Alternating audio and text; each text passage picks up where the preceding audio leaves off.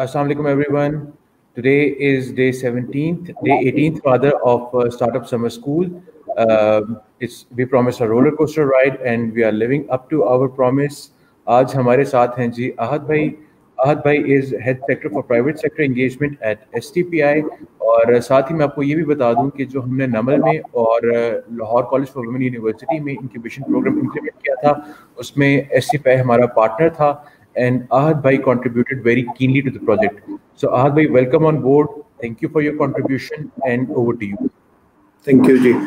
पहले तो सबसे पहले I think centre for global innovators और लाहौर गैरिसन यूनिवर्सिटी को आई थिंक मुबारकबाद देनी चाहिए. बहुत अच्छा आप लोगों ने ये स्टार्टअप समर स्कूल चलाया. थोड़ा सा जो मैं STPI का इंट्रोडक्शन यहाँ पे देना पसंद करूँगा, उसकी वजह यह है कि आपको ज़्यादातर चीज़ें जो अब तक बताई गई हैं they are from the supply side, कि आप लोग अपने बिजनेस में किस तरीके से बेहतरी कर सकते हैं, आप लोग अपने जो है बिजनेस आइडिया को कैसे डेवलप कर सकते हैं, how can it be more conducive, उसके अंदर डिज़ाइन थिंकिंग कैसे ला सकते हैं, बाकी चीज़ें कैसे ला सकते हैं. हम लोग थोड़ा सा जो है वो पिक्चर की दूसरी तरफ काम कर रहे होते हैं. हमारा काम ये है कि हम गवर्नमेंट साइड पे अपनी रिसर्च, अपनी एडवोकेसी के थ्रू हम आप लोगों के लिए पॉलिसी लेवल पे आसानियां पैदा कर सकें. इसके लिए हमारा एक प्रोग्राम है जो कि 2014 से चल रहा है, बेटर बिजनेस रेगुलेटरी एनवायरनमेंट के हवाले से. और उसके लिए हम लोग जो है we have been doing several researches, जिसके अंदर CGI भी हमारा पार्ट रहा. Imran Jatala very regular visitor to STPI. और उसके अलावा हमारे सर्वेस भी हम लोगों ने इकट्ठे किए, काफ़ी सारी रिसर्च की, एडवोकेसी कैंपेन्स की. और उसकी वजह से ऑफ कोर्स, क्योंकि ये जो रिफॉर्म्स का काम है ये बहुत स्लो होता है. वो मेरे बॉस हुआ करते थे, वो कहते थे कि जी हम तो अंगड़ाई लेने में 6 महीने लगाते हैं, यहाँ पे 6 महीने जो है वो वाकई इतना छोटा आपको टाइम लगता है कि उसके अंदर आपको कोई शायद इतनी खातिर खा कोई बेहतरी ना नज़र आ रही हो रेगुलेटरी इन्वायरमेंट में, लेकिन देयर आर इंक्रीमेंटल चेंजेस और वो हम लोग नोट भी करते रहते हैं. और उसके अंदर ऑफ कोर्स उसी की बेस पे हम अगले साल की जो हमारी कैंपेन होती है उसको हम अडॉप्ट कर लेते हैं. इसमें जो अगर मैं पर्सनली अपनी बात करूं तो मेरा हमेशा से ज़्यादा फोकस जो है वो सोशल एंटरप्राइजेस पे रहा है. सोशल एंटरप्राइजेस ऐसी एंटरप्राइजेस होती हैं जो कि नॉर्मल उनका बिजनेस मॉडल होता है, जो उन्होंने प्रॉफिट कमाना होता है, बट उनकी जो बेस है वो जैसे इमरान भाई कहते हैं इम्पैक्ट फर्स्ट होता है. तो उस कॉन्सेप्ट को लेके चलते हुए हम लोगों ने सोशल एंटरप्राइज के लिए काफ़ी काम किया. And we are very close to having a social enterprise act for Pakistan, जिसके अंदर एक सोशल एंटरप्राइज की अपनी रजिस्ट्रेशन काउंसिल होगी और वो लेजिस्लेटिव सपोर्ट जो है वो हम लोग प्रोवाइड कर रहे हैं. इंशाल्लाह ये कोविड की वजह से थोड़ा सा उसके अंदर डिले आ गया, but we are hopeful that we will be able to go through with the legislation soon. तो बेसिकली हमारा जो काम है जी वो 3 लेवल्स के ऊपर होता है. एक है आपका ऑपरेशनल या रेगुलेटरी लेवल, यानी FBR से बात करना कि ये वाला टैक्स जो है ये कम कर दो, ये टैक्स रेट कम कर दो, ये चीज़. दूसरा होता है पॉलिसी लेवल पे, जिसमें आपका लेट से बजटरी या 5 ईयर स्ट्रेटजीज के अंदर या इस तरह की चीज़ों के अंदर इंक्लूड करना. तो अब आपको कोई भी 5 ईयर स्ट्रेटजी ऐसी नहीं मिलेगी जिसमें स्टार्टअप्स के लिए या सोशल एंटरप्राइजेस के लिए अलहदा से चैप्टर्स मौजूद ना हो. आपकी पंजाब ग्रोथ स्ट्रेटजी आप देख लें, सिंध की जो 5 ईयर स्ट्रेटजी है, इवन फेडरल लेवल पे जो 5 ईयर स्ट्रेटजीज बनी for different aspects of the economy या सोशल उसके लिए भी, उन सब के अंदर there was a particular focus on startups and social enterprises. लेकिन उसमें of course सिर्फ STPI का काम नहीं है, उसमें और बहुत सारे लोग हैं जिन्होंने बहुत हम लोगों से शायद ज़्यादा काम किया है. मैं पर्टिकुलरली अगर नाम लूँ तो आई थिंक जो पिछली पंजाब गवर्नमेंट थी उसमें डॉक्टर उमर सैफ और इन लोगों ने जो है एक पूरा इकोसिस्टम बनाने के अंदर बड़ा काम किया. और उसके रिजल्ट्स ऑफ कोर्स जब शो होंगे तो तब शायद ये लोग जो हैं वो इम्पावर ना हो, तो हम लोग उनको उस तरीके से शायद अप्रिशिएट ना कर पाएँ. बट आई थिंक कामयाब होने के लिए it is very important that we remember our history. हमें पता होना चाहिए कि असल हीरोज कौन है और किन लोगों ने असल में ये काम किया. तो और जो हमारा तीसरा लेवल है वो लेजिस्लेटिव है, which is something new for us as well. उसके लिए हम लोग मियां अब्दुल रऊफ लॉ चैम्बर है, लॉ एसोसिएट्स हैं इस्लामाबाद में, उनके साथ हम पार्टनर करके we are trying to come up with legal solutions that can help social enterprises. ये हमारा पहला टारगेट है। उसके बाद हम स्टार्टअप्स के लिए भी लीगल सपोर्ट देना चाह रहे हैं। अगर मैं पर्सनली अपनी बात करूं तो मैं एक जो है फेल्ड एंटरप्रेन्योर हूँ। 2017 में मैंने अपना पहला स्टार्टअप शुरू किया था। उससे पहले छोटे मोटे पंगे तो हम लेते रहते हैं, लेकिन 2017 में एक सीरियस एफर्ट मैंने लगाई, लेकिन I was not able to take it forward. और वो चीज़ें भी मैं आपसे शेयर करूंगा कि उसके फेलियर की रीजंस क्या थी। मेरा पर्सनल मानना है, मैं पढ़ाता भी हूँ, मैं ये इस तरह के आपके जो बूट कैंप्स हैं, स्टार्टअप्स के कॉम्पिटिशन हैं, उनके अंदर आई एम रेगुलर फीचर। उसके अंदर भी मैं जाके जो जो जो मेरा मानना है वो ये है कि हम शायद सक्सेस स्टोरीज से इतना ना सीख सकें जितना हम फेलियर स्टोरीज से सीख सकें। और हमारे लिए ये बड़ा जरूरी है, इट इज़ ऑलमोस्ट अननेसेसरी कि हम लोग इन चीज़ों को डॉक्यूमेंट करना शुरू कर दें। और ये चीज़ वो है जो आई थिंक मैं भी, इमरान भाई, हम लोग we are literally begging people to start writing local case studies for businesses. आप हार्वर्ड की केस स्टडी उठा के पाकिस्तान पे इम्प्लीमेंट नहीं कर सकते, उससे आप कुछ सीख नहीं सकते। मतलब आप कौन सी हार्वर्ड की केस स्टडी के मुताबिक मियां मंशा बिकेम मियां मंशा, Malik Riaz became Malik Riaz. These are the success stories that we really need to focus on, and similarly we will have a lot of failure stories as well.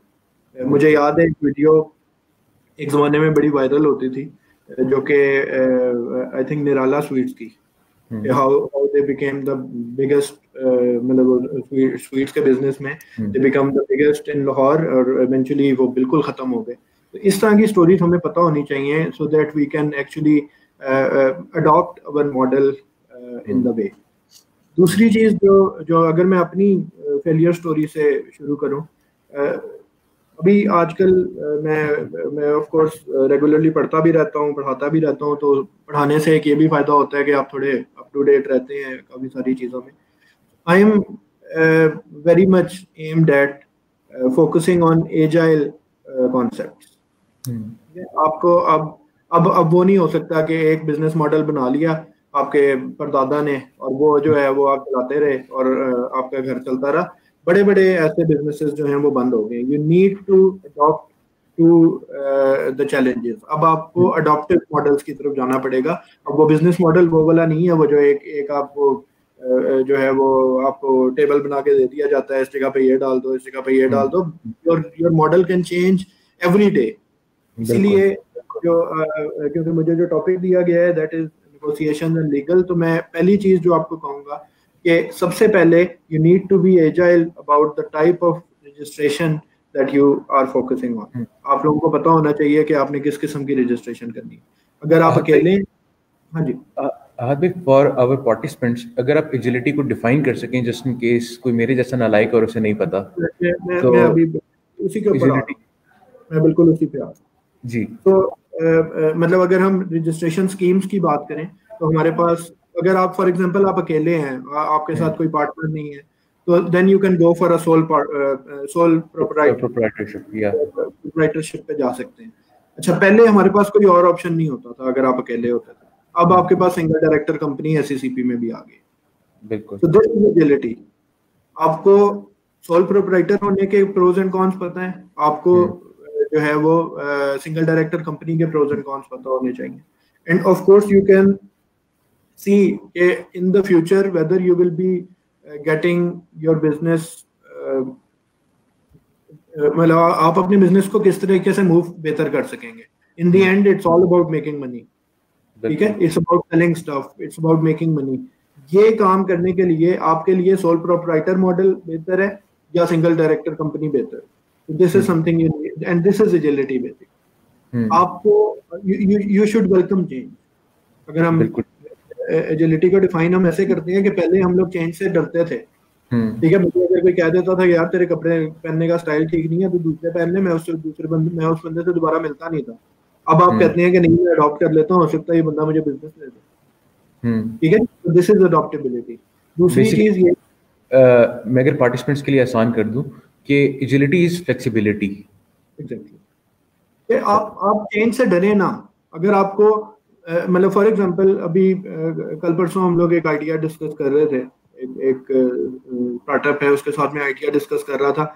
वो एक typical दूध का काम करते हैं और उन्होंने, उनका एक बेटा जो है वो थोड़ा पढ़ लिख गया है, तो वो आपको पता है कि नॉर्मली वो पढ़ लिख जाते हैं। हमारे मदर साहब अक्सर बताते रहते हैं कि वो घर वाले कहते हैं उन्हें पागल हो गया है, इन्हें थोड़े पैसे दो, यदि बोलती बंद होए तो फिर वापस आके फैक्ट्री से काम करना शुरू कर देगा। वो वाली चीज से बचने के लिए वो लड़का मेरे पास आया, उसने कहा कि जी मैं उसी बिजनेस को बेहतर करना चाहता हूँ, तो मैं कैसे कर सकता हूँ। फॉर एग्जाम्पल आजकल ये पिछले 2 साल में जो कुछ एडवोकेसी कैंपेन्स चली हैं ऐसी, जिसकी वजह से लोग दूध के बारे में बहुत ज्यादा हेल्थ कॉन्शियस हो गए।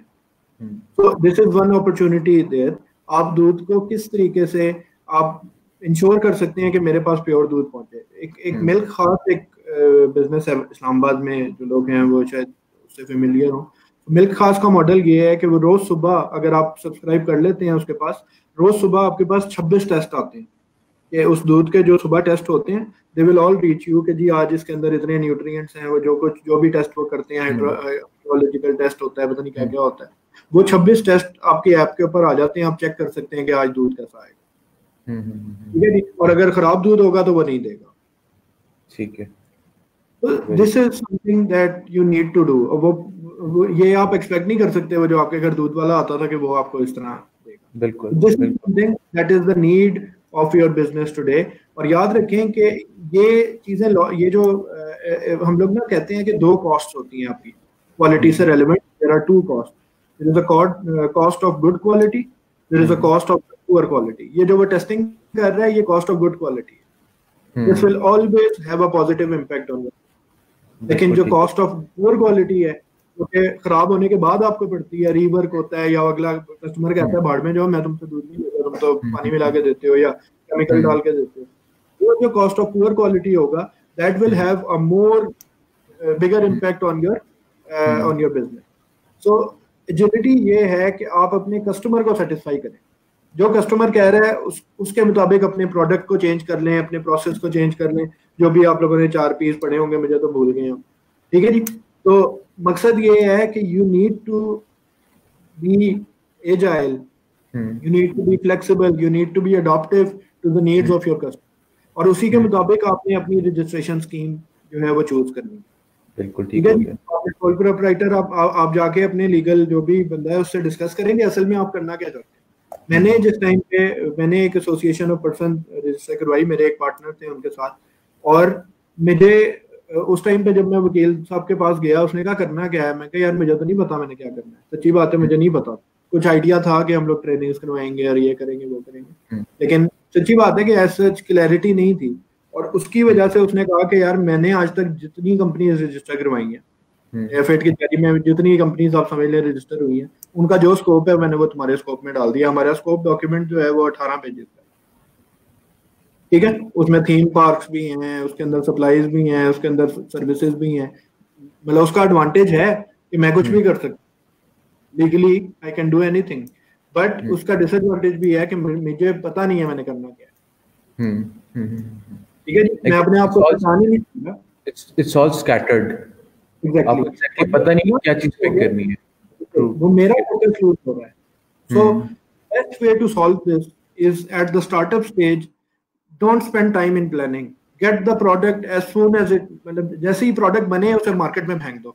यार अब तो देखो फॉर एग्जांपल आपने एक ऐप बनानी है, अब आप ऐप स्टोर पे डाल देते हो या प्ले स्टोर पे डाल देते हो, within minutes you will start getting the customer feedback. उस फीडबैक की बेस पे आप अपनी ऐप को बेहतर कर सकते हैं। दिस इज ऑल डेली के हिसाब से आपको कितने इश्तिहार आते हैं, उनमें से आप कितनी ऐप्स इंस्टॉल कर लेते हैं। और मतलब फॉर एग्जांपल मेरे जैसे लोग हैं जो कि वाकई फीडबैक भी बड़ा रिलीजियसली देते हैं, ऐसे मेरे जैसे और भी होंगे, 2-3 पागल तो होंगे कम से कम। आपको कुछ ना कुछ पता लग जाएगा कि यार ये जो मेरा पोटेंशियल कस्टमर है, जिसके सामने लिखा हुआ आया कि यार ये स्ट्रेटजी गेम है, तो उसने फौरन इंस्टॉल करके देखनी शुरू कर दी और उसने बता दिया यार इसके अंदर तो ग्राफिक्स सही नहीं है, इसका ये सही नहीं है। ये आपका पोटेंशियल कस्टमर है, उसको जो आपके नाम से अट्रैक्ट हो गया। ठीक है, मैं आपको एग्जांपल देता हूँ, और मेरे ख्याल है कि ये पिछले 2-3 सालों में I think the best thing that has happened in Pakistani startup ecosystem is iSave। ये जो MCB आरिफ का एक यार उन्होंने ऐप बनाई है जो कि आप इंस्टॉल करेंगे और उसको आप इंस्टॉल करें, आप उसको उसके अंदर अपनी अकाउंट इंफॉर्मेशन डालें, विद इन 5 मिनट्स आपका अकाउंट ओपन होता है। कौन से बैंक में होता है? किसी बैंक में होता है आपका 5 मिनट में अकाउंट ओपन। 500 रुपये आप डालें, इन्वेस्ट करें 500 वो म्यूचुअल फंड में, और उसके बाद आपको उस पर प्रॉफिट आना शुरू हो जाता है। कम आता है, ज्यादा आता है, that is another story. Thing is कि they have made it so user friendly with the regulatory environment that they are in. Banking is one of the most regulated sectors in Pakistan, लेकिन they have done it in a way कि बहुत ज्यादा आसानी उसके अंदर, मतलब मैं at least इतना मैं उसके फेवर में, मैं हर जगह जाके उनकी एडवोकेसी करता हूँ। अब मेरी वजह से हो सकता है आप डाउनलोड कर लो, 3 महीने और डाउनलोड कर। तो this is something that you need to focus on. आप पहले चीज तो ये, जब भी आप कोई प्रोडक्ट बना रहे हो, think as a customer, think as a user. आप यूजर के तौर पे सोचो कि यार मैं यूजर होगा तो, या आप फॉर एग्जांपल स्ट्रेटजी गेम खेलते हो, आप स्ट्रेटजी गेम बना रहे हो और आप ये सोचो कि यार मुझे क्या चाहिए उस गेम के अंदर, या this game giving additional to what there is already in the market. फिर आपको पता लग जाएगा, आपका प्रोडक्ट जो है वो सोफिस्टिकेटेड हो जाएगा। Secondly, throw it into the market and get the user feedback as soon as possible.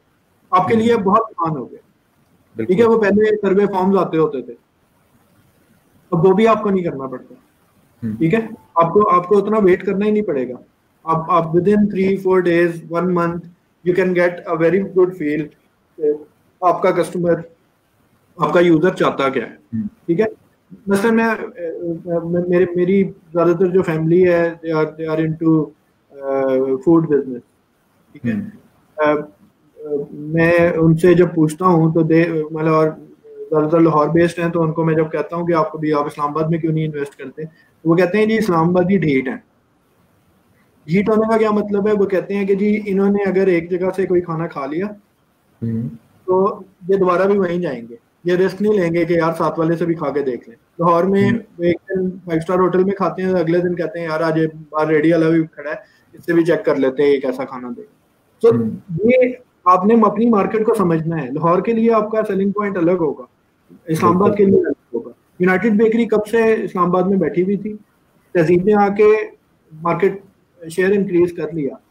This is something that you need to think कि तहजीब वाले ने क्या सोचा होगा। ठीक है, यहाँ पे आप वॉलमार्ट की कोई केस स्टडी नहीं चला सकते। तो this is the sort of research that you should do before the product. 2-3 दिन में उसमें अब फिर थोड़ा पैदल फिरने कुछ नहीं होता, और उसके बाद प्रोडक्ट को as soon as possible throw it into the market. देखिए देयर आर आप कुछ लोग मार्केट में, मैं स्टार्टअप्स के साथ जिनके साथ मैं करता रहता हूँ बातचीत, वो कहते हैं कि हम मार्केट में फेंक देंगे तो कॉपी हो जाएगा। तो यार तुम्हारे पास पड़ा हुआ कॉपी नहीं हो सकता, जो आइडिया तुम्हारे पास है वो किसी और के पास नहीं आ सकता। ये क्या गारंटी है? द थिंग इज के मार्केट में फेंको and then adopt it, change it every, मतलब उसकी इतनी साइकिल्स बना दो कि यार तुम वो आपके पीछे चले। आपका कंपटीशन आपके 1 हफ्ता पीछे चल रहा हुआ तो आपको प्रॉफिट होता रहेगा। तो this is my first point regarding registration. Registration करते हुए you should think about a few things. पहली चीज तो ये, रजिस्ट्रेशन टाइप की अपनी रिक्वायरमेंट्स हैं। SECP के साथ रजिस्टर होंगे, then your filing requirements will increase exponentially. बहुत ज्यादा फाइलिंग रिक्वायरमेंट्स हो जाएंगी, उनके अपने फॉर्म्स हैं जो आपको फिल करने पड़ेंगे। कोई चेंज करनी हुई तो साल का वेट करना पड़ेगा, किसी बंदे को निकालना हुआ तो साल का वेट करना पड़ेगा, किसी को डालना हुआ साल का वेट करना पड़ेगा। तो there are a lot of issues जो कि एक स्टार्टअप के लिए बहुत बड़े इश्यूज हो सकते हैं, because you will not have a fleet of chartered accountants and lawyers behind you।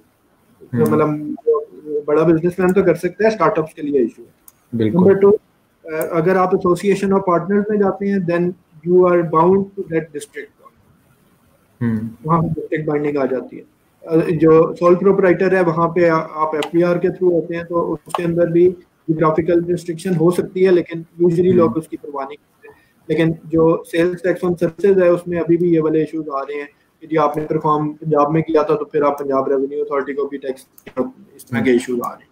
तो you need to be very sure about what you want to do, वो आप किसी फिर अच्छे लीगल कंसल्टेंट के साथ डिस्कस करें, फिर जाके आप डिसीजन लें कि what type of legal regime will you go for.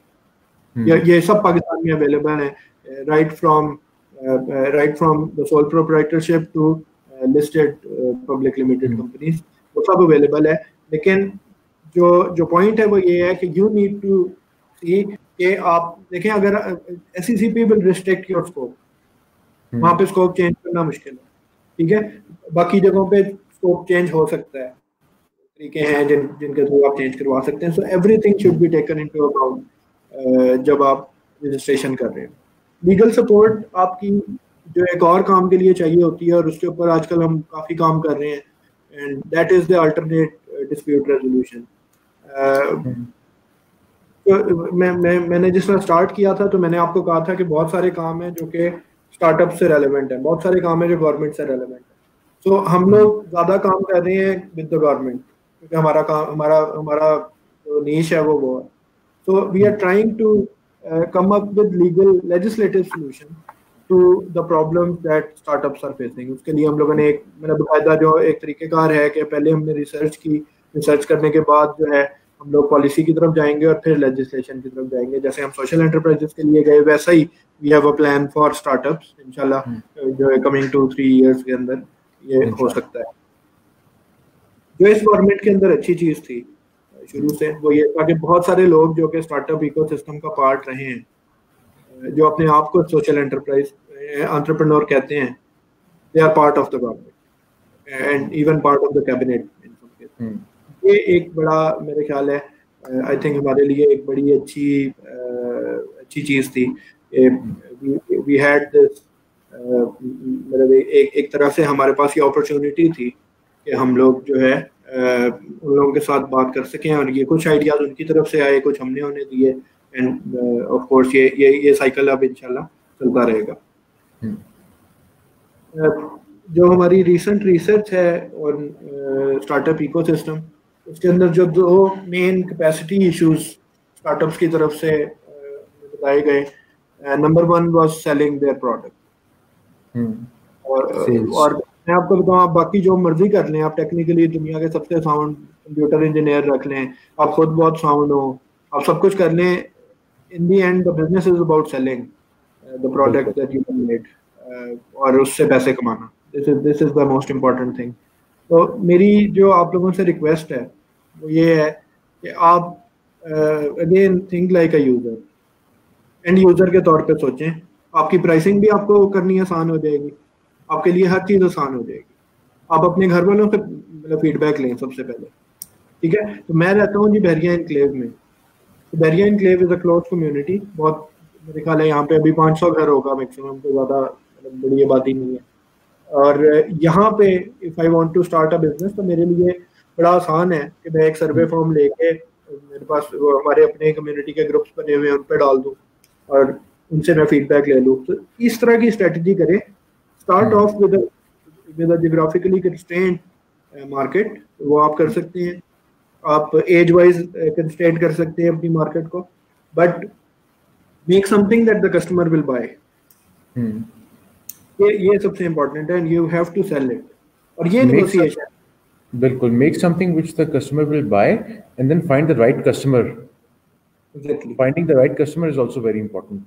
तो आप पहले जब प्रोडक्ट अपना जो प्रोडक्ट जब आप डिजाइन कर रहे होते हैं, you need to keep into mind कि आपके कंस्ट्रेंट्स क्या हैं, आप किस एज ग्रुप को जो है वो टारगेट करना चाह रहे हैं। आप खवातीन को टारगेट करना चाह रहे हैं, मर्द हज़रात को टारगेट करना चाह रहे हैं, आप वहाँ पे आप किस कम्युनिटी को टारगेट करना चाह रहे हैं। कुछ चीज़ें ऐसी हैं जो किसी कम्युनिटी के लिए हो सकती हैं, एक किसी जोग्राफिकल लोकेशन को टारगेट करना चाह रहे हैं, ठीक है। एक चीज़ जो फॉर एग्जांपल अपैरल के अंदर मैं 2-3 स्टार्टअप्स के साथ काम कर रहा था, तो दे सेड कि जी जो चीज़ें इस्लामाबाद में चलेंगी वो पेशावर में नहीं चलेंगी, जो चीज़ें इस्लामाबाद में चलेंगी शायद वो लाहौर में, कराची में नहीं चलेंगी। So this is something that you need to work on, कि आपको पता हो कि आपने क्या बेचना है, दैट इज वन थिंग। किसको बेचना है, ठीक है, कहाँ बेचना है, these all questions need to be answered। और ये यहाँ पे ये basically this is the first negotiation you do with your own team. आप अपनी टीम के साथ नेगोशिएट करेंगे, वहां पे आप लड़ाइयाँ करेंगे। लेट्स से एक टीम मेंबर कराची का है, एक लाहौर का है, एक इस्लामाबाद का है, तो वो बिरयानी और पुलाव पे आप लोग बाद में लड़ लेना।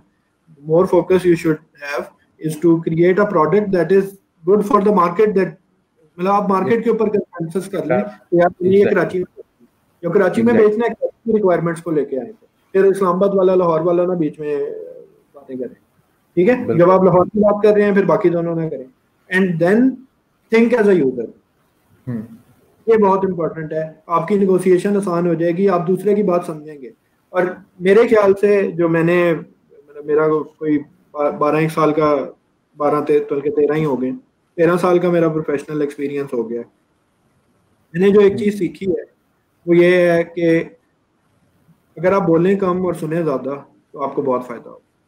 एग्जैक्टली हमें नहीं याद, हमें बचपन से ये बताया जाता है कि बोलते रहोगे तो इज्जत रहेगी, ठीक है। अगर अगला तुम्हारे खिलाफ बात करे तो लगा देना, ये चीजें world has gone somewhere else. हमें सुनने की आदत डालनी है अपने अंदर, एक ऐसी फीलिंग पैदा करनी है कि हमारा ये मसले हमारे जो हैं वो हल हो जाए। वी कैन नॉट अफोर्ड कि हम लोग जो है वो लोगों से जाके इस तरह लड़ सकें, हम लोगों को जाके तंग कर सकें और मसलों में पड़ सकें। The best way forward, building on what you said कि हमने सुनने की आदत डालनी है, और हमने सुनना जवाब देने के लिए, रिस्पॉन्ड करने के लिए नहीं है, पहले हमने समझना है, सुन के पहले समझना है। एक टर्म हम लोग प्रोजेक्ट मैनेजमेंट में यूज करते हैं which is called active listening. बिल्कुल। मतलब मैं आपकी बात इसलिए ना सुनूं कि मैंने उस पर रिस्पॉन्ड करना है, मैं इसलिए सुनूं कि मैं आपकी बात को समझ सकूं। एंड द बेस्ट वे, जो नेगोशिएशन के हवाले से अगर बात करें, the best way forward is कि जब आप किसी की बात सुनते हैं तो आप अपने अल्फाज में उसको दोबारा बोल के बता दें कि यार आप यही कह रहे थे, ठीक है, ताकि उसकी और आपकी शेयर्ड अंडरस्टैंडिंग हो जाए। बिल्कुल। मैंने ये देखा है नॉर्मली, जब स्पेशली हम लोग जिस तरह कोई रिसर्च राइटिंग, कोई पब्लिकेशन हम लोग लिखें और उसको हम किसी के पास कमेंट्स के लिए भेजें, तो जब वो ईमेल वापस आती है तो आपका फर्स्ट रिएक्शन ये होता है कि अगला तो पागल है, इसने पढ़ा ही नहीं है, पढ़ने के बगैर ही कमेंट्स दे दिए। फिर मेरा अपना तरीकेकार ये है कि मैं उस टाइम पे काम नहीं करता, मैं ठंडा होके उसके बाद नहा धो के अगले दिन सुबह दोबारा से जब खोलता हूँ फिर मुझे लॉजिक नजर आती है यार ये वाकई सही। बस ये जो इम्पल्स है ना, इसको छोड़ दें, आप इम्पल्स को छोड़ दें। यू शुड, मैंने वो शरफ साहब कहते थे ना कि जी ये जो पहले 2 सेकंड में आप डिसीजन लेते हैं किसी भी जगह पे, that is a wrong decision. आप वो पहले 2 सेकंड में अपने आप को थोड़ा रोक लें, फिर आपका डिसीजन कभी गलत नहीं होगा, फिर आपको किसी चीज से डर नहीं लगेगा। उन्होंने कहा जी सामने बम भी फट रहा होता है तो मैं 2 सेकंड के लिए अपने आप को रोक लेता हूँ कि मैंने भागना है नहीं भागना, वरना मैं हो सकता है गलत तरफ भाग। तो दिस इज मतलब वो लेट द वो जो आपके सामने धूल है उसको बैठ लेने दिया, वो बैठ जाएगी, फिर you can run wherever you want to run. तो ये चीज बड़ी जरूरी है कि आप लोग, और आप देखेंगे कि जो लोग सुनने के आदी होते हैं वो टीम के अंदर उनकी गुंजाइश भी ज्यादा होती है, वो टीम ज्यादा देर तक चलती हैं। पाकिस्तान में अनफॉर्चुनेटली बड़ी कम ऐसी टीम्स हैं जो दोस्तों की टीम बनी और वो दोस्तों की टीम ही रह गई, ठीक है। बहुत ही कम आपको ऐसे इंसिडेंसेस मिलेंगे जहाँ पे ऐसी पार्टनरशिप्स जो कि स्टार्टअप्स के तौर पे शुरू हुई थी और वो बात तक चलती रही। हाँ, उनमें से एक वो बिजनेस को लेके चलता रहा, that is a separate thing, ठीक है। लेकिन ऐसा भी हुआ कि वही बिजनेस 3 हिस्सों में हो गया और अलग-अलग लोग चलाने। बट यही आप जर्मन कंपनीज का देखें, जर्मन कंपनी, मतलब क्योंकि मैं एक जर्मन कंपनी में मेरी पहली जॉब थी, एएसपी पंप, शायद आपने सुना हो, ये हसन अब्दाल के पास फैक्ट्री है, one of the first multinational जो पाकिस्तान, उनका बेसिकली वो जो 3 बंदे थे जिन्होंने मिलकर बनाया था, उन्हीं के नाम पे है वो, मुझे अब याद नहीं है, के भी कुछ था, एस से कुछ था और बी से बेकर था वो। सो और उस तरह आपके सिमंस है और काफी सारी कंपनीज हैं जो कि इसी तरह मुख्तलिफ स्पेशलिटी के लोगों ने मिलकर बनाई, मल्टी डिसिप्लिनरी टीम्स थी। जर्मन के बारे में तो मैंने चीज नोट की अपने एक्सपीरियंस में, मैं 1.5-2 साल काफी interaction, they are excellent listener, और वो जब तक उन्हें बात समझ नहीं आ जाती वो आपकी जान नहीं छोड़ेंगे। जो आपने कहा है एवरी वर्ड काउंट्स, वो उस टाइम पे जब तक 100% उसे समझ नहीं आ जाएगी, वो छोड़ेगा नहीं। दिस इज वेरी इंपॉर्टेंट, मतलब लिसन टू अंडरस्टैंड। ये आपकी जिंदगी आसान बनाएगा, आपकी टीम को लॉन्ग लास्टिंग बना देगा। बिल्कुल। एक दूसरे को भाई भाई कह रहे होते हैं ना, जब पैसे आएंगे तो फिर नहीं भाई भाई रहेगा। ये चीज इंश्योर करनी है कि एक तो अपने अंदर मेच्योरिटी लेके आए। You don't need to have to have any types of insecurity regards to के ये ज्यादा फायदा ले जाएगा, ये कम फायदा ले जाएगा। लोग भी आपको भड़काते हैं, उन चीजों को छोड़ के ये इस पे हमारे लिए तो बड़ा आसान है ना, हम कह देते हैं ये तो रिस्क तो अल्लाह के हाथ में। ये सोच इस चीज को साइड पे रख दें and be a team together. आप आपस में जितने जुड़े हुए रहेंगे, यू विल फील कि आप लोग उतने कामयाब होंगे।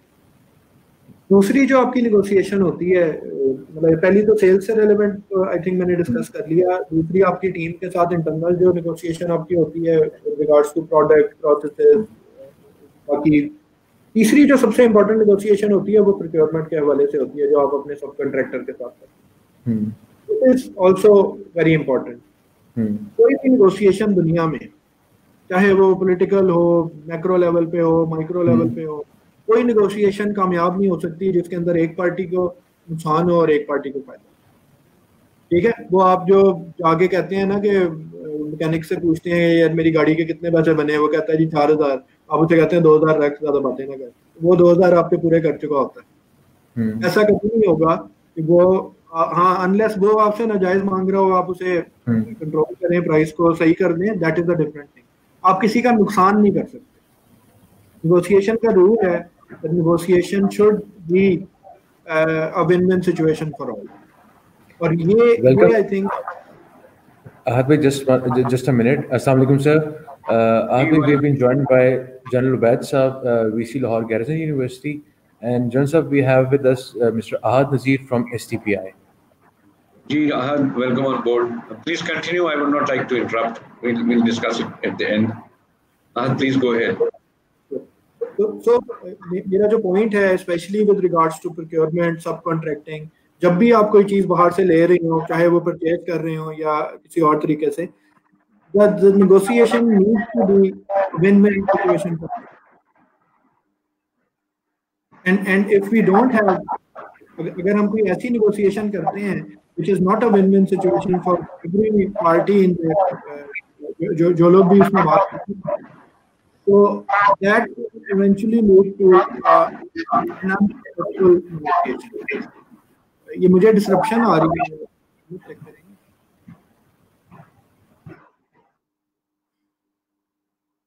जी। So this is probably the most important point here.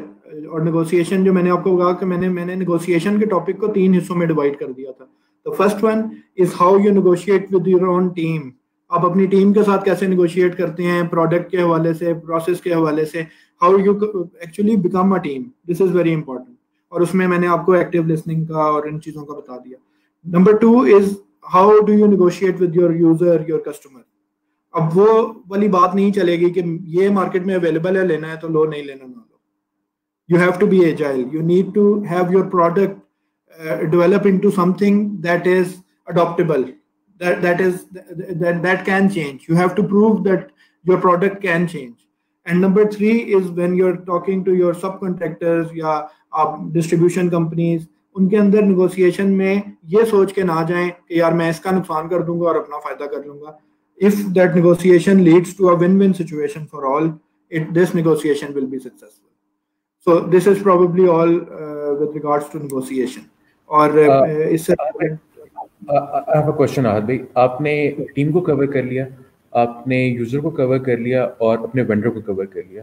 अगर आप थोड़ी सी रोशनी डाल सकें इन्वेस्टर पे कि how to negotiate with an investor.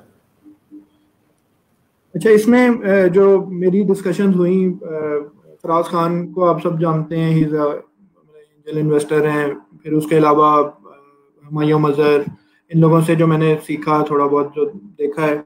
So there are 2 types of investors, and the most important aspect here will be to recognize whether you have an angel investor or a devil investor. हर बंदा अपना फायदा चाहता है. This is ये कोई मतलब इस ढकी छुपी बात नहीं है, everyone wants to earn money. लेकिन द थिंग इज के हाउ पहली चीज तो ये कि आप कितने प्रिपेयर्ड हैं before you go towards an investor. मेरा अपना पॉइंट ऑफ व्यू जो अब बन गया है, ऑफ कोर्स ये लास्ट 2 इयर्स में I have been involve greatly, ये एजिलिटी के ऊपर मैंने काफ़ी पढ़ा है, मैंने पढ़ाया भी है, प्रोजेक्ट्स करवाए हैं, रिसर्च करवाई है। मेरा अपना जो पॉइंट ऑफ व्यू बन गया है अब वो ये है कि the most important thing before you go to a customer to an investor is to throw the product into the market. जो मैंने पहले बात की, प्रोडक्ट आपका मार्केट में एक दफ़ा चला जाए, उस पर फीडबैक आ जाए, उसको आप जितना इम्प्रूव कर सकते हैं as a user, from a user point of view, that is important. Maximum people that go to investors don't have a product. उनके पास एक आइडिया होता है, आइडिया के ऊपर आपको सीड मनी मिल सकती है, ग्रांट मिल सकती है, इन चीज़ों को छोड़ दो यार, ये आपको कहीं नहीं लेके जाने वाली। ये जो ग्रांट्स हैं, आई थिंक ये इस इकोसिस्टम को बहुत ज़्यादा नुकसान देंगी। We need to get away from that, we need to focus on creating products that are sellable. Sellable product आपका बन जाए, शिपेबल प्रोडक्ट बन जाए, वो एक दफ़ा जब आप उसका प्रोटोटाइप बेशक बना लें, अगर आपका कोई अगर आईटी से है तो I think you can develop the whole product in बहुत छोटे कैपिटल के साथ, but the most important aspect is that you need to have a prototype before you go to an investor. Investor आपका हवा में कभी भी पैसे नहीं डालेगा अनलेस उसको कुछ और नजर आता है। ये तो पहली चीज जो मैंने सीखी। दूसरी चीज ये है कि एंजल इन्वेस्टर जो है वो नॉर्मली कम इन्वेस्टमेंट करते हैं, यानी वो ज्यादा पैसे आपको नहीं दे पाते, but they usually do it with a lower component of profit that they are keeping, आपको वो ज्यादा प्रॉफिट देते हैं। बट जो कन्वेंशनल इन्वेस्टर आपको मिलेगा, बैंक्स हैं, कोई और इन्वेस्टर आपको मिलता है, दे आर ऑल लुकिंग, मतलब वो कभी भी आपको इस तरह की चीज नहीं देंगे। वो बगैर प्रोडक्ट के they will never be able to give you, even loan नहीं आपको मिलेगा तो इन्वेस्टमेंट कैसे मिलेगा। तो लोन के लिए जो फैसिलिटीज तैयार करके देनी पड़ती हैं, मुझे अभी मौका मिला, मैंने 1-2 लोगों की देखी। एक यहाँ पे जो है पोल्ट्री फार्म में एक बंदा चकवाल के पास लगा रहा है, तो मैं उसकी मैंने फिजिबिलिटी देखी, तो उसके पास वैसा एक्सपीरियंस था तकरीबन 25 साल का, तो उसको बैंक ने लोन दिया। तो आप लोगों के पास ऐसा क्या होगा कि जिसकी बेस पे वो कन्वेंशनल इन्वेस्टर या बैंक आपको लोन दे देगा। And again it comes to negotiation. वहां पे भी इस माइंडसेट के साथ अगर आप जाएंगे कि यार इसको ठग के आ जाना है, हम ठग लेंगे, ये कर लेंगे, वो नहीं चलेगा। यू नीड टू बी, वहां पे विन विन सिचुएशन उसे बताएं what is in it for him. You need to show कि जी इसके अंदर हमारा ये फायदा है, हमारी आपकी कैपेसिटी इंक्रीज होना, दैट इज ह्यूमन कैपिटल। आपका नेटवर्किंग इंक्रीज होना, दैट इज सोशल कैपिटल। आपको हर किस्म के कैपिटल को you have to take every type of capital into account, तब जाके आप ये फैसले पे पहुंच सकेंगे।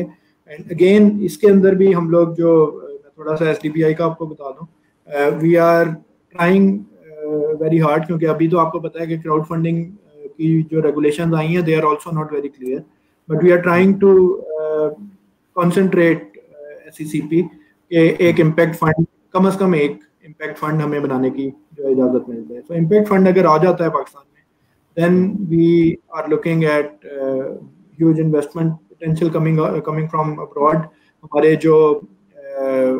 हमारे जो डायस्पोरा है पाकिस्तानी बाहर, they are willing to invest, उनसे भी हम लोगों ने एक सर्वे किया था। ये सारी चीज़ें पॉसिबल हैं, बट ऑफ कोर्स मैंने आपको बताया कि रिफॉर्म्स जो हैं ये यूजुअली दे टेक टाइम। तो इसके अंदर उम्मीद है कि 1-2 साल के अंदर we will have Pakistan own impact fund, और इसमें चाइना भी of course is supporting us. बिल्कुल ठीक है। आई थिंक टॉपिक वाइज तो I am done. You are done. चलिए सर, पे मेरे कुछ क्वेश्चंस हैं। भाई आपने बहुत ज़्यादा एम्फसाइज किया लोकल केस स्टडीज़ पे, सो आई एम श्योर आपने कुछ ना कुछ ऑब्जर्व किया होगा, कोई केस स्टडी जो आप शेयर करना चाहें, कोई success story, failure story. But आपने अपनी फेल्योर स्टोरी अभी नहीं सुनानी, क्योंकि वो अगला सवाल होगा।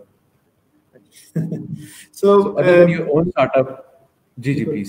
इसके अंदर we are of course working on some of the startups जो कि बहुत ज़्यादा सक्सेसफुल हो गए, बट उनका जो जानरे था that was not meant to be successful in Pakistan.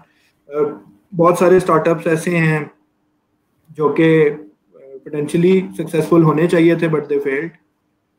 उसके अंदर बहुत सारे जो है इश्यूज हो सकते हैं, बट जो मैं अभी करंटली जो काम कर रहा हूँ, बिकॉज शायद मैं उससे ज़्यादा रेलेवेंट रहा हूँ, ये जो विंड पावर सेक्टर है पाकिस्तान का, तो मैंने उसके ऊपर मैंने थोड़ा सा काम करना शुरू किया है और उसके ऊपर एक केस स्टडी मैंने तैयार कर दी है which I will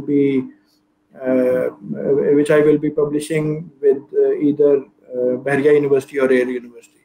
और वो है बेसिकली कि पाकिस्तान के अंदर बेसिकली आपको प्रोजेक्ट्स के अंदर मैनेजमेंट जो इश्यूज आते हैं वो किस तरह बाकी दुनिया से डिफरेंट है। So we have case studies of wind power, मतलब विंड पावर प्लांट की इंस्टॉलेशन के जो प्रोजेक्ट्स हैं उनकी केस स्टडीज हमारे पास दुनिया भर की हैं, चाइनीज केस स्टडीज भी हैं और भी काफ़ी जगहों की हैं, बट उनके जो चैलेंजेस हैं they are very different from our challenges. वो आई थिंक एक पहली चीज़, उसके अंदर ऑफ कोर्स काफ़ी सारी चीज़ें ऐसी हैं जो कि शायद मतलब उनके ऊपर काफ़ी लोगों को ऑब्जेक्शन है कि ये नहीं डालनी चाहिए। Corruption is one of them, कि हमारा प्राइवेट सेक्टर में करप्शन कितनी होती है, तो दैट इज आल्सो देयर। फिर तो मैं basically I am going from the management lens, क्योंकि मेरा सब्जेक्ट बहुत ज़्यादा है engineering, procurement, construction, installation, commissioning and of course the management of all this. तो ईपीसी साइड पे जो है I am currently I have started working since the last year. एक केस स्टडी है, अब मैं देख रहा हूँ कि मैं पब्लिश किस तरीके से कर सकूँ। दूसरी चीज़ जो आई थिंक जो हो सकती है वो है हमारे जो ये डाइस जो हमारी कोलैबोरेशन ग्रांट थी, उनके जो फेलोज हैं कुछ, उनमें से हम किसी को स्टडी कर लें। और उसके लिए हम लोगों ने डॉक्टर इमरान ज़वार के साथ जो आई थिंक प्रपोजल था, अगर वो अब हम लोगों ने HEC के जो लोकल चैलेंज फंड है, नेशनल चैलेंज फंड है, उसके अंदर भी हमने उसका प्रपोजल डाला है। इफ़ दैट गेट्स accepted, तो वो I think that will be a totally different ball game। फिर हमें पता लग जाएगा कि इंक्यूबेशन का करिकुलम कैसे बनाना है, क्या चीज़ें ऐसी हैं जो स्टार्टअप को असल में सीखनी है। मतलब एक बच्चा 12वीं का 13वीं का बच्चा है, उसको क्या पता कि उसे क्या चीज़ सीखनी है, क्या चीज़ नहीं सीखनी। सो मेरा जो पॉइंट है वो ये है कि everything should be evidence based, और वो हम लोग डाटा कलेक्ट करने के आते हैं, हम तो लैपटॉप जाके फेंक के आ जाते हैं और उसके अंदर से डाटा कौन सा किसके पास जाता है, या कागज हम लोग जिसके ऊपर हम लोगों ने बड़ी इंपॉर्टेंट चीजें लिखी होती हैं वो हम रद्दी में फेंक देते हैं। सो डाटा कलेक्शन जो है वो बड़ा इंपॉर्टेंट है। और वो जो lived life of an entrepreneur वाली जो बात उस दिन भी इमरान ज़वार साहब ने भी की थी, I think that will eventually become the game changer for us, because हमें अभी जो हम करिकुलम पढ़ा रहे हैं that is not for Pakistan. अभी जो हम इवन जो बिजनेस स्कूल्स के अंदर पढ़ा रहे हैं that is not for Pakistan. We don't have even a single book of management on जो कि पाकिस्तान से रेलेवेंट हो। So we need to have specific literature. उसके ऊपर ऑफ कोर्स मतलब ये एक इंडिविजुअल का काम नहीं है, we will need a lot of effort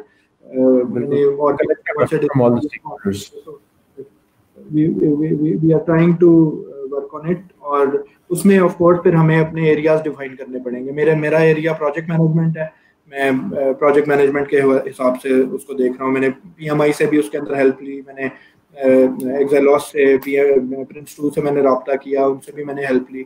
so this is something that we really need to focus on, evidence creation, जो कि लोकल यानी Pakistani evidence creation, this is very important. और इसके ऊपर मेरा एटलीस्ट जो पर्सनल, इसके अंदर मैं कोई पैसा इन्वॉल्व नहीं है, ना मुझे ऑर्गेनाइजेशन की तरफ से कोई इनिशिएटिव है ऐसा, but my focus is 100% now on evidence creation for Pakistan. मुझे लगता है कि शायद ये वो चीज़ हो जो जिसकी वजह से हमें कभी शायद याद किया।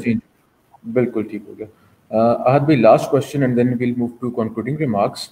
आपने शुरू में बताया कि आपने 2017 में एक स्टार्टअप किया which was a successful failure.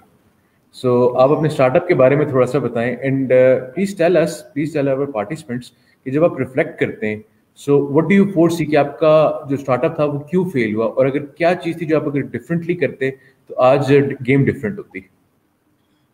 तो इसमें जी दो चीज़ें हैं। हमारे ज़्यादातर लोग जो हैं वो उनका माइंडसेट ही जॉब वाला होता है। मैं भी उन्हीं में से हूँ। EME कॉलेज से मैकेनिकल इंजीनियरिंग की 2008 में ग्रेजुएट हुआ, उसके बाद से जॉब कर रहा हूँ। तो उस माइंडसेट से उठा के ये सोचना कि पता नहीं अगले महीने मेरे पास पैसे होंगे या नहीं होंगे, ये बड़ा मुश्किल था। पहली चीज़ तो ये, तो जिस टाइम पे स्टार्ट किया था आई वाज वेरी लकी, मेरे माय फादर वाज अलाइव, मुझे ऐसा उस तरह का कंस्ट्रेंट नहीं था कि मैं भूखा मर जाऊंगा। I had support from my family, but उसके बाद कुछ सर्कमस्टांसेस ऐसे बने कि मुझे जॉब की अहमियत जो है वो और ज़्यादा उजागर होनी शुरू होगी, जो नहीं होनी चाहिए थी। दूसरी चीज़ हमारी जो ज़्यादातर स्टार्टअप्स में मुझे नज़र आती है और मेरे में भी थी, coming from the development sector, अब क्योंकि मैं करंटली डेवलपमेंट सेक्टर में अब काफ़ी अरसे से काम कर रहा हूँ, वो था जी ग्रांट सीकिंग एटीट्यूड। तो ग्रांट सीकिंग कहते हैं, मैं ग्रांट सीकिंग कहता हूँ। जी हम लोग कहते हैं कि कोई चक्कर चल जाए, ब्रिटिश काउंसिल से इतने पैसे ले लूँ, यूएसएड से इतने पैसे ले लूँ, और उन्होंने पूछना मतलब क्या 3-4 रिपोर्टें जमा करानी होंगी, हम करा देंगे, और इवेंचुअली वो मेरा सीड फंड बन जाए। वो कभी सीड फंड नहीं बनता। यू नीड एन इन्वेस्टर जो कि डंडा लेके आपके पीछे खड़ा हो, तब जाके आप काम करेंगे, वरना नहीं करेंगे। अगर कोई आपको वैसे पैसे पकड़ा देता है, वो पैसे खर्च कर लेंगे, उसके बाद किसी और इन्वेस्टर के बाद जाके रोना शुरू कर देंगे। आई थिंक ये मेरा दूसरा जो मैं अब रिफ्लेक्ट करता हूँ कि वो मसला था। और तीसरा ये कि सच्ची बात ये है, क्योंकि मेरे जो पार्टनर थे वो भी is a retired commander from navy और वो लॉयर भी हैं, तो उनकी अपनी काफ़ी बिजी स्केड्यूल था, मेरा अपना भी काफ़ी बिजी स्केड्यूल था, तो वो एक तरह से कहीं पे डेवलप नहीं हो सका। तो हम इंटरमिटेंटली कुछ ना कुछ करते रहते हैं। हम लोग कभी कोई ट्रेनिंग सेशन करवा लिया ऑनलाइन, मैंने फ्री ये PMP जो सर्टिफिकेशन होती है इसकी मैंने फ्री ट्रेनिंग करवा दी थी कुछ स्टूडेंट्स को, वो मैं करता रहता हूँ ऑन एंड ऑफ। बट एक वो जो सस्टेनेबल इनकम क्रिएशन है वो मैं नहीं उससे कर सका। तो ये मेरे ख्याल है 3 अगर रीजन मैं कहूँ, फर्स्ट वन इज के हुई नौकर ज़हनी तौर पे, और दूसरा जो है मेरे ख्याल है वो ये था कि ग्रांट सीकिंग में चले गए बहुत जल्दी, और तीसरा जो मसला था वो ये था कि हम लोग उस तरीके से टाइम नहीं दे सके जो हम लोगों ने सोचा हुआ था। तो ये 3 रीजन हैं जो कि आपको सक्सेसफुल फेलियर बना सकते हैं। बिल्कुल ठीक हो गया। वी होप कि you have learned your lesson आज भाई, और अब जब आप इंशाल्लाह अगला स्टार्टअप करेंगे तो that will be a unicorn. Prayers for you. Let's move towards concluding remarks now. Sir, your concluding remarks, please. Thank you.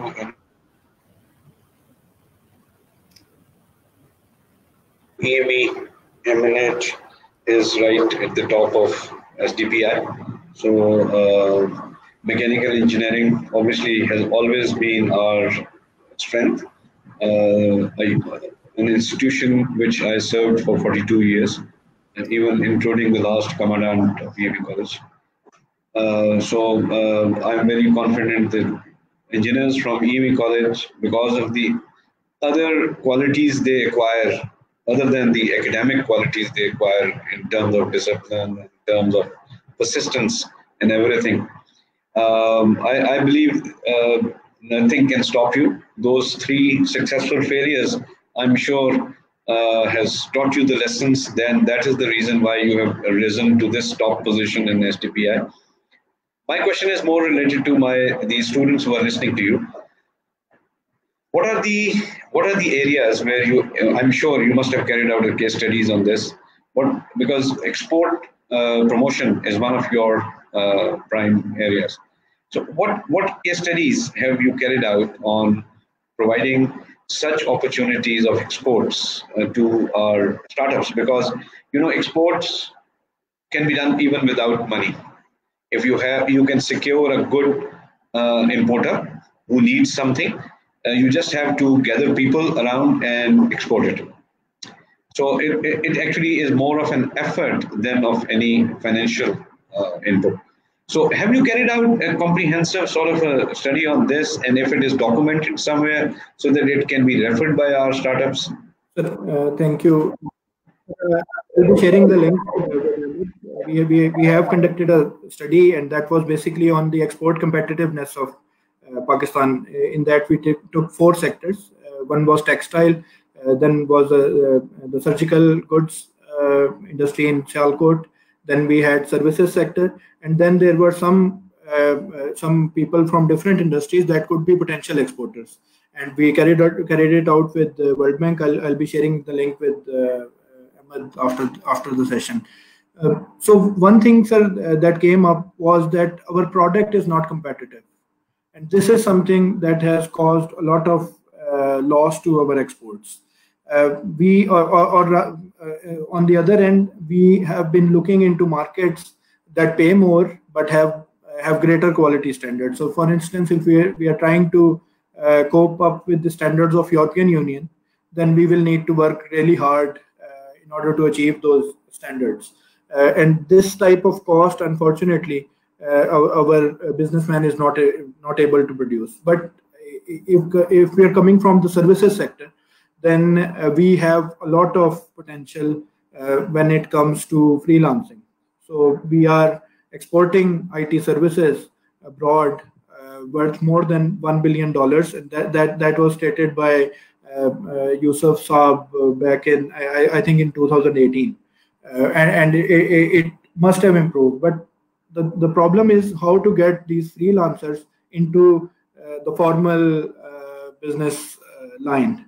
And that is the problem. They wish to work informally, and how can we facilitate these freelancers to start working as a proper formal business entity?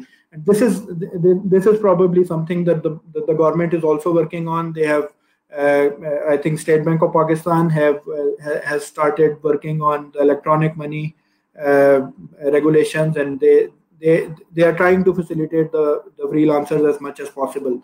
And of course, the next step will be to convert these individual freelancers or a group of freelancers into enterprises. And this will be one thing that will definitely be promoting more exports from Pakistan. And I think for startups, it will be very easy to go into these sort of exports, because maximum of our youth is already involved in freelancing through Upwork, Fiverr, and other platforms. Right, Al, thank you very much on this account. We would be actually waiting for the link to come in. We will be having more comments and more suggestions on that. But one area which you have missed out, which as I said, my preamble is that, or presupposition you can call it, is that the exporter should not be able to, he should just be able to put his effort only, and no finances should be required. So there is one area which could have been part of the study, which I believe maybe missed out, and that was our agri. Agri is about 20% of the GDP and 70% of our manpower. So our two problems will be actually, as they call it, killing two birds with one stone. Basically, we will be solving an export issue, which is basically giving finances and startups a little bit of boost. And second is giving more jobs to the people, which is again our second part of the problem. So these are two big problems of ours, and we are going to actually can fathom both of them through one means, and that is exports. And exports also not of raw material only. We can start with raw material, but later on, as it develops, we can go on to value-added things also, like taking example of wheat. Wheat may not be exported as such, but any product of wheat, like atta for that matter, maida or whatever, and then there are what you call it, cereals and all that stuff. You are biscuits. You are value adding to the same wheat, and that is what my point is. So agri you have not covered. Is this also part of the study, or is it not, or is it a separate one? Sir, we will be covering it in the next part. Basically, it is a program that we are running from 2014, and we have been focusing on different sectors in each year. And right. Of course, agri has been part of all the discussions, but the problem mainly comes in because the government has subsidized most of the agri sectors. So that has become more of cartels. New people are finding it very difficult to enter into these. Like for instance, wheat business. Sorry for interruption. I'm somehow or the other. I have always been throughout the military. Also, I have been always a change maker. So if there are cartels cannot be fought by governments, because cartels are part of the government, right? you can, I mean, आप कहते हैं evidence based. Evidence is already there. The cartels are all throughout. I mean, part of the government. So once they are part of the government, they have that force also to ensure that their cartel is safeguarded. This is a problem. So I always say, find a problem and solve it. Now let's see. We know the cartel is there. Let's beat the cartel. Let it be a challenge. And I think people can do that, because once you gather around and you find that how many people can one cartel fight? There are 12 or 13 or 14 people in one cartel. Let's say we talk of wheat cartel. Sugar, let's forget about sugar, but let's talk about wheat. There will be about 10 or 12 big players of this cartel. So can't 220 million of the rest of the population fight these 14, 15 people? I think I have a plan. Let me tell you. I'll give you the plan. We'll discuss it later. Let it not be paper out. We'll discuss it. But I would like to see your first, because agri has been somehow or the other missed out mostly. I've been from a small village. I know what are the problems, physical problems. Now, competitiveness. The next, my question was, you said competitiveness. Now, competitiveness comes in because of many factors. Two main factors are price, which is primary factor, and the second factor is its quality. If you try to improve the quality, your price goes up. And if you, don't improve the quality, then the competitiveness comes in. There are certain things which cannot be accepted as such, like surgical instruments, low quality surgical instruments, nobody would accept, right? So my point is, when you said competitiveness, what is the evidence and what is your take and findings as regards our quality or competitiveness in which regard? Sir, I think I'll just take forward what you said. We have issues with increasing price due to quality. The cost of doing business is so high because of high energy tariffs. We have regulatory duties on imports and exports both.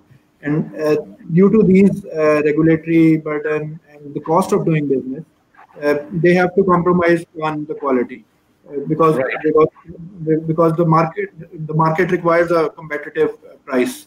So usually, and one thing that I like to share is that, of course, the big exporters in Pakistan, they are exporting to almost several regions in the world. But the small exporter usually only exports to a small region and usually to only one company. For instance, someone in Chalcot told me that I actually shifted one of my sons to Italy, and they are working. They are living in Italy, and they have made contact with one of the firms, and probably they work for the firm. And then we are exporting it to my son. And of course, then they said that, and similarly, the processing, the part of the value chain that you will be exporting also gets deteriorated. So, for instance, if I am able to give you high quality product at a lower price, then I will be, you will be taking a better product from me, a more processed product from me, and that will be competitive for me. But for instance, if I am not able to do that, then they will be more interested in getting cotton from us, or maybe thread. Right. I think this needs a lot of discussion, and we will be waiting for your study link on that. Ahmed, over to you, because I think you're looking at your watch. Sir, बिल्कुल, I'm looking at my watch. I have to be the bad guy in every session. और cartels की बात हुई sir, तो मुझे वो आपका इनो mafia वाली टर्म याद आ गई थी जो आपने कॉइन की थी. तो I think we already have a solution for cartels. With this, we'll conclude this session. We'll be back with another session shortly after a short break. Ahad bhai, thank you very much. Ahad bhai, General Saab, please stay with us. We have an offline discussion right now, and we are signing out. Guys, we'll be back after a short break. Thank you.